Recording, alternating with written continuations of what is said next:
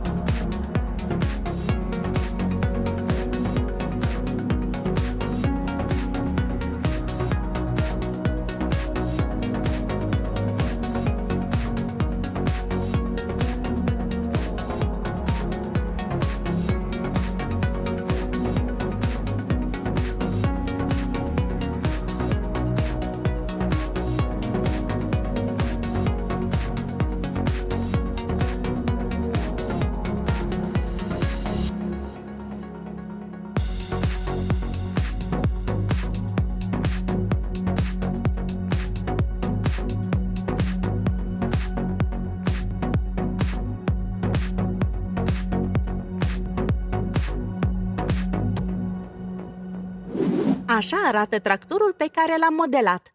Dacă v-a plăcut acest tutorial, dați-ne like! Pe curând!